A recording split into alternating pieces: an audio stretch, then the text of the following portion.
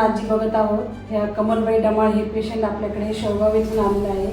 आजींना गेले 1 महिना झाला उजव्या साईडचा पॅरालिसिस झाला. पॅरालिसिस झाल्याच्या नंतर त्या पूर्णतः बेड रिटर्न पेशंट आपल्याकडे आलेले आहे. त्यांना चालायला फिरायला बोलायला बिलकुलही येत नव्हतं. तर आज आपण त्यांना BKT उपचार देऊन आज आजीमध्ये इतका सुंदर छान असा इतका सुंदर रिझल्ट भेटला आजीला की आजी आज चालू लागल्या, फिरू लागल्या आणि बोलायलाही लागल्या. तर नाव काय ताई आजींचं? कमलबाई डमाळ. किती दिवस झाले आजीला पॅरालिसिस झालं? 1 महिना झाला. बरं, आपल्याकडे जेव्हा आणलं होतं आजी तेव्हा आजीची स्थिती कशी होती? एकदम बिकट होती. आजी म्हणजे झोपूनच होती. ती मान पण धरीत नव्हती, कंबर पण नाही, पाय नव्हती उचलीत आणि हातही नव्हती उचलीत. अच्छा.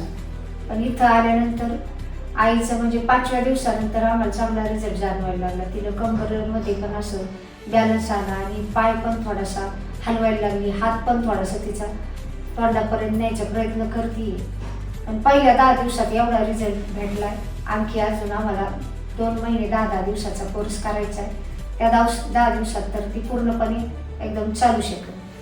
म्हणजे मॅडमची मी खरंच आभार मानते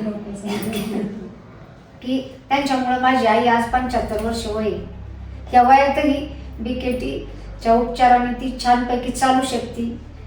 याचाच मला खूप आनंद आहे. आणि मॅडम पेशंटला खूप छान प्रकारे सांभाळतात. मुळात काय होतं, याच्यात ब्रेनचा भाग असतो. मग त्या समजून सांगतात, आपण समजून सांगून उपयोग नसतो. मॅडमनी समजून सांगितलेलं पेशंटला इतकं छान पडतं आणि मग पेशंट बरोबर त्यांनी सांगितलं की तुम्ही चालून बघा तर पेशंट चालायलाही लागतं. आणि मला तोच आनंद आहे की माझी आई आज चालायला लागली मॅडमच्या उपचारामुळे. खरं नाथांची कृपा, आपली काय कृपा हो आजी. तर आजींना आज त्यांनी आपल्याकडे 90 दिवसाच्या आत आणल्यामुळे आजींना इतका सुंदर रिझल्ट भेटला की अजून आजी 20 दिवसाच्या गॅपमध्ये अजून चालू शकतात. अजून त्या स्वतः एकट्या चालू शकतात. आज त्या काठीच्या साह्याने आपल्या BKT उपचारामुळे खूप सुंदर चालू लागल्या. पण अजून याच्यानंतर चालतील त्या. हो ना आजी? आजी नाव सांगा बरं तुमचं पूर्ण. हो, कुठून आलात तुम्ही? हो का? ह्या कोण आहे ताई तुमच्या? मुलगी आहे. बरं, इथं आलं तेव्हा बोलता येत होतं का तुम्हाला?